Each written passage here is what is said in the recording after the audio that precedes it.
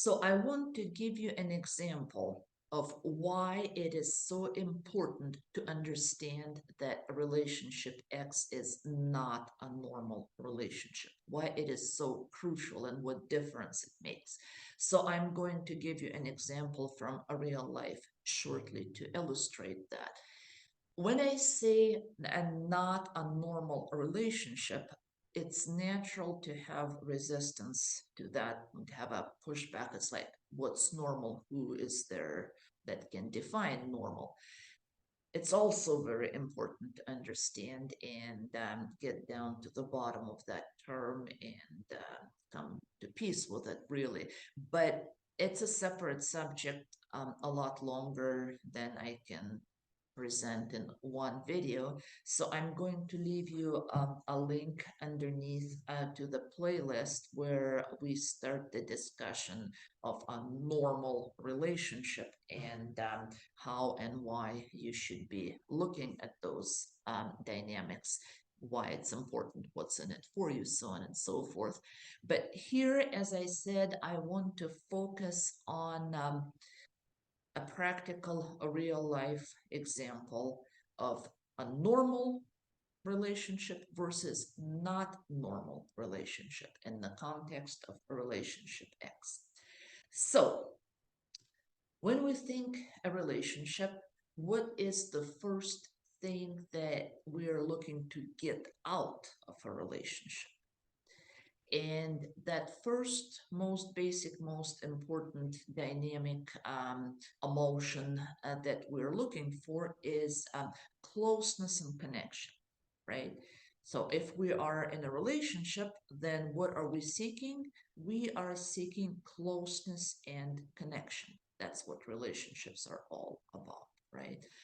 So when we enter in a relationship X, we enter it with the same expectation as that this is what we're in a relationship for, right? Let's consider a scenario that is a very common scenario when it comes to a relationship. Let's say you and your husband, you parted on really good terms. In the morning he went to the office and he was telling you how he has a conversation with his boss coming up and they're going to discuss something important, so on and so forth. In fact, you're trying to get ready and get some things done for yourself, and he is in your ears and talking about this. So you feel like, well, gee, it's important for me to put away what I am doing and give him this attention that he is looking for in this situation. And so this is how you parted in the morning and you went to work and you come home, and obviously your first reaction is to establish that connection. You've been missing him while you were gone. Now you're home. Now you want to connect. That is, again, a natural response. You crave that connection in a relationship. And so you start casual conversation that, hey, how did this conversation with the boss go? And suddenly you sense that he is a little different. When we're dealing with a person in a relationship X situation or personality X, they have those triggery states to where they're kind of edgy, they're a little irritable, they're on the edge of frustration, and they are about to lash out with no provocation. So you leave in the morning, he is cheerful, loving, attentive. You come home, he's in that triggery stage. I'm not going to explain why and what this means. That's a subject for another video. But if you are in a relationship X, you know exactly what I'm talking about. Different moods, different stages. One is normal, one is triggering. But it's like, okay, let's connect, and you sense that. And so, hey, how did the conversation with the boss go? Fine. Uh-oh, what's going on here? So, did you guys talk? Yes, no big deal, all right. We've handled it. Cool. Well, what do? You didn't do anything. All of a sudden, you get hit with this kind of attitude, mood, whatever it is. So, in a normal relationship, the first reaction is like, hey, I'm not going to be talked to this way. Or what's wrong? Or oh, I mean, what happened, because why? Because you're still trying to establish that connection. That's what relationships are all about. So you're going to use different questions, techniques, approaches to get them to respond. Well, that usually does not happen this way. Because as soon as you say that, he is going to push back, and you are going to be accused of starting a fight because he's going to keep pushing you back. And eventually, what it's going to turn into is that leave me alone, and you feel like you don't deserve this. And when he goes and tells somebody else about it, the version of the story is going to be, hey, she came home from work, she was tired, and she proceeded to pick on me because she is wondering how the conversation goes. She is worried I'm going to lose my job. I'm not that kind of person. I don't know why she kept pushing for that information. I really didn't feel like talking about it. And you're going to be the bad person, and it's all going to be your fault, and you're going to look back and second guess yourself as like, what happened? Did I raise my voice? Or maybe I should not have said that. You can't talk to me like this. But then again, I kind of felt insulted, and so on and so forth. And that's how it goes. That's the dynamics of a relationship X. Because once you go on what's normal, and what I've described so far is normal, it's normal to want this closeness, it's normal to respond this way, fight for results. In a relationship X, however, what you need to do when you perceive a triggery situation is remove yourself from the picture without attitude. Just go read a book, you know, okay, fine, we handled it. Oh, okay, okay. And then he's going to come back and say, hey, sweetheart, what are you doing? And he will, I guarantee you. No attitude is like, well, why did you talk to me like this? Respond to him normal, like nothing happened, like he didn't do this. And then you're going to segue about the conversation. He's going to be perfectly fine once he gets out of the triggered stage. But you see, the dynamics here are a little bit difficult because it's really not natural, and I submit it's not normal to react this way. You're not reacting as a partner who wants connection. You are reacting as a live-in therapist who goes, okay, he is in a triggery state, therefore I'm just going to leave him alone and wait for him to come out of that.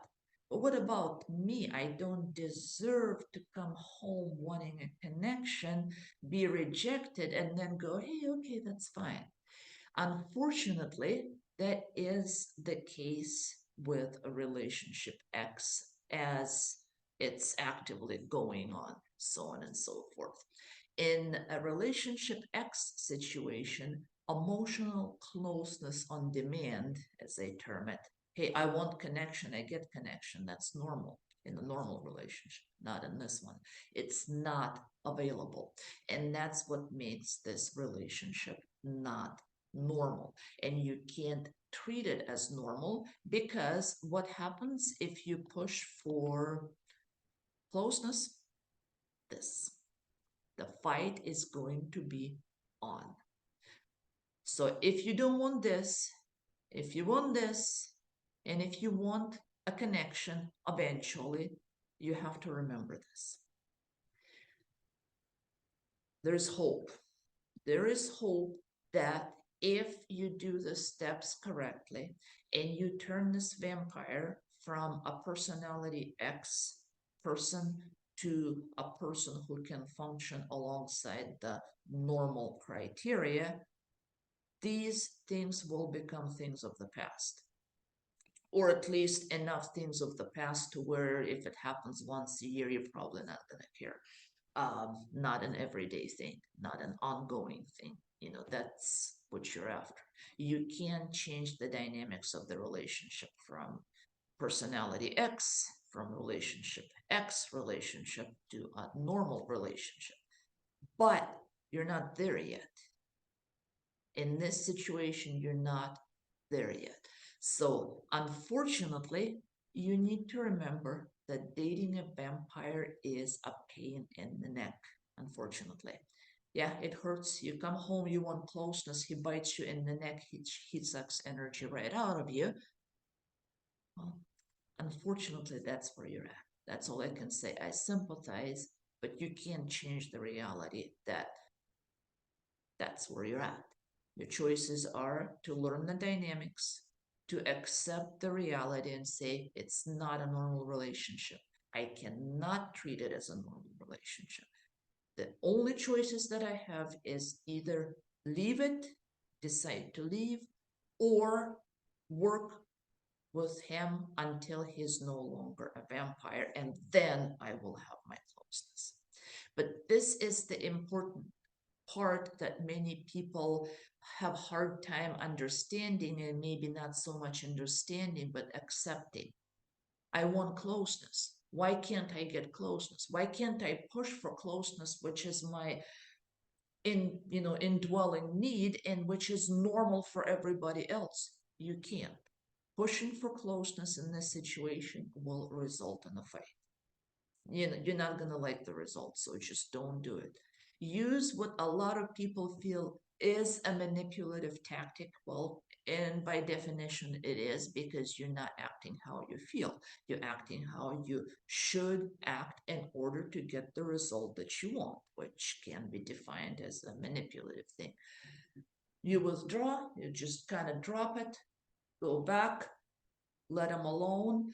I guarantee you, he will be back seeking your attention. And if you did not introduce complications there by giving him some kind of attitude, and if you're not, still feeling the rejection part on your part to where he's like, oh, now you want attention, you can't do this either.